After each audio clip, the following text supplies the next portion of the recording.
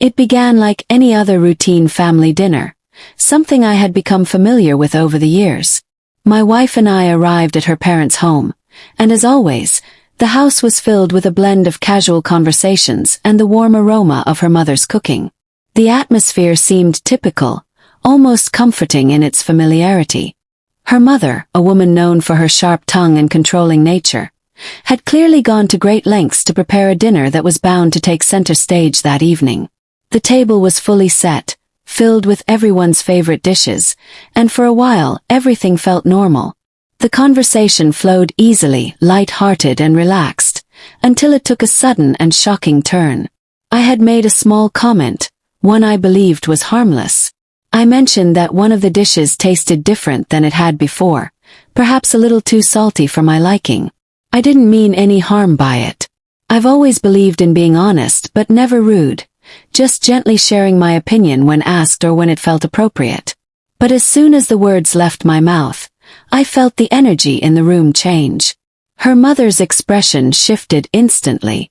Her smile vanished, replaced by a look of growing fury. I barely had a moment to understand what was happening before she stood up abruptly, her face red with anger.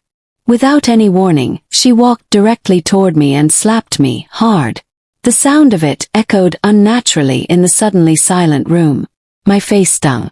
My thoughts scattered.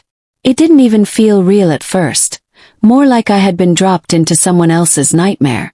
I sat frozen, trying to comprehend what had just happened. Around me, the room had gone completely still. No one moved.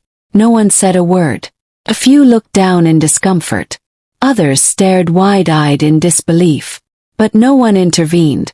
I looked to my wife, desperate for some kind of support, for her to say something, do something. But she just sat there, her eyes bouncing between her mother and me, looking just as stunned, but also unsure, conflicted. Then she spoke, and her words hurt more than the slap ever could. She looked at me, her voice laced with frustration and disbelief, and said, "You need to apologize to my mother right now. She worked hard on this dinner and you embarrassed her. If you can't apologize, then maybe you should leave." I couldn't believe what I was hearing. I had just been physically assaulted in front of everyone, and now I was the one being told to make amends. The room suddenly felt unbearable, like all the air had been sucked out. I was humiliated, hurt, not just by the slap but by my wife's reaction. She didn't defend me. She didn't even ask if I was okay.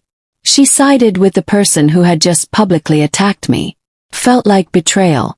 I tried to keep my emotions in check, tried to process the surreal situation unfolding around me, but the weight of it all was crashing down too fast.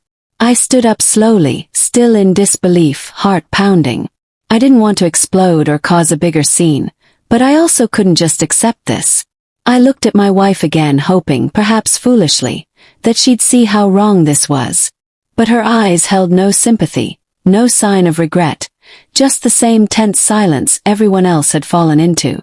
So I made a decision. I grabbed my coat, gave my wife one last look, and without a word, I walked out of the house.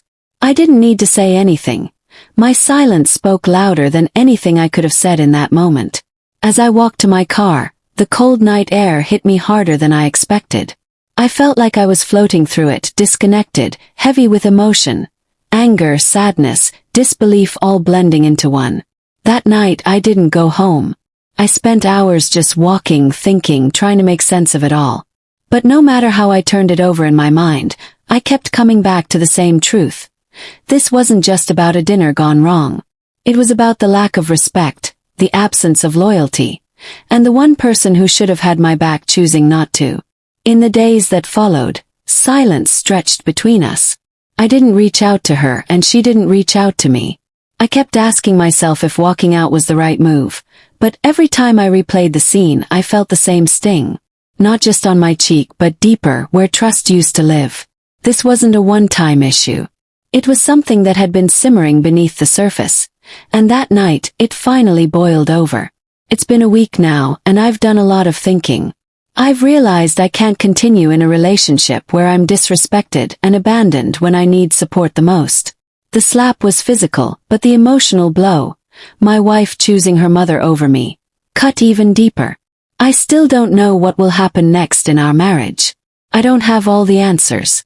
But I do know one thing. I won't apologize for standing up for myself. And if that means walking away from a relationship where my dignity isn't valued, then so be it. Sometimes, leaving is the only option when the people who are supposed to love you the most no longer treat you with the respect you deserve.